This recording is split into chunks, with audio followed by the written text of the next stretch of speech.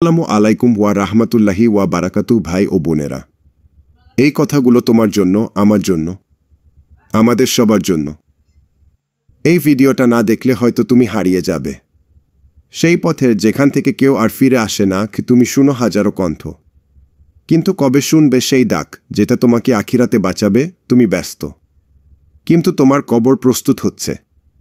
এখনো কি সময় হয়নি ভাবার? আসসালামু আলাইকুম ওয়া রাহমাতুল্লাহি ওয়া বারাকাতু। আমি এজাজো না, আমি কোনো আলেম না, বড় বক্তাও না। আমি শুধু একজন ক্ষুদ্র দাস যে তোমাকে একটুখানি মনে করিয়ে দিতে চাই আমরা কোথা থেকে এসেছি আর কোথায় ফিরতে হবে একদিন। এই পেজ, এই ভিডিও, এই কিছু কথার ভেতর আমি একটা জিনিস রাখতে চাই, একটা জাগরণ, একটা রিমাইন্ডার। হয়তো এই কথাগুলোই হবে তোমার বদলানোর শুরু। আল্লাহ আমাদের ডাকছেন। আমরা কি আর কতদিন কানে তুলো দিয়ে বসে থাকব? রাসূলুল্লাহ বলেছেন, আমি তোমাদের মাঝে কুরআন ও সুন্নাহ রেখে যাচ্ছি, যদি তা আঁকড়ে ধরো কখনো পথভ্রষ্ট হবে না। ৮-৫ মানুষ আল্লাহর সঠিক পরিচয় জানে না গি। তারা জানে আল্লাহ আছেন, কিন্তু তারা জানে না কে তিনি, কেমন তিনি, কি চান তিনি।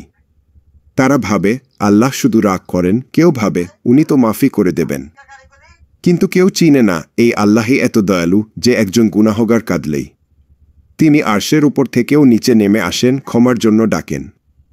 তারা জানে না আল্লাহ বলেন, আমার রহমত আমার গজবকে ছাড়িয়ে গেছে, সহিহ বুখারী। তারা জানে না যে আল্লাহ কোনো বান্দাকে জাহান্নামে দিতে চান না, উনি চান তুমি ফিরে আসো এখনই।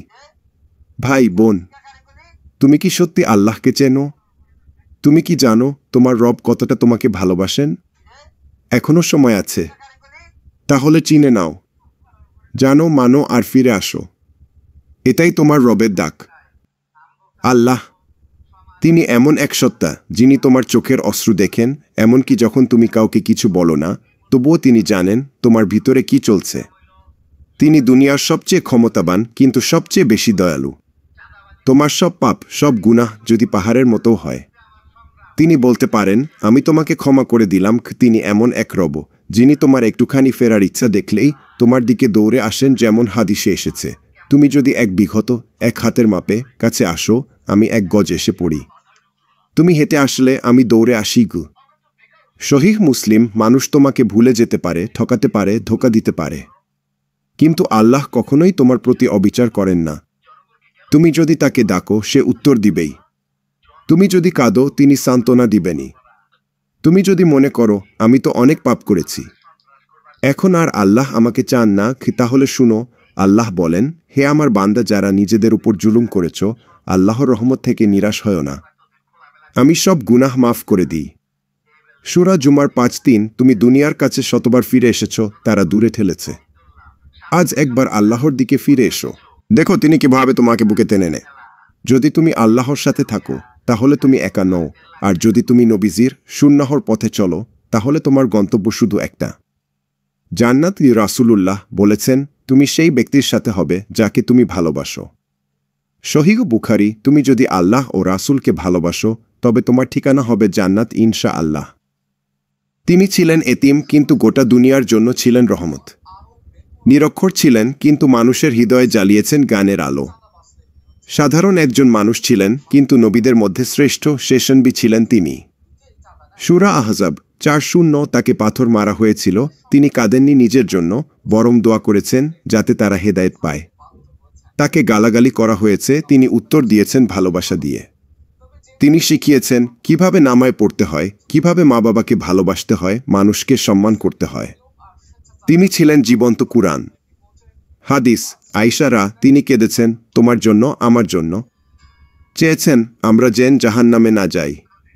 তুমি কি তাকে ভালোবাসো না? তুমি কি চাও না জান্নাতে তার পাশে থাকতে? তাহলে তার সুন্নাহকে আঁকড়ে ধরো, তাকে ভালোবাসো, আর তার পথেই হাঁটো। এটাই মুক্তির পথ। কার পথে হাঁটবে তুমি?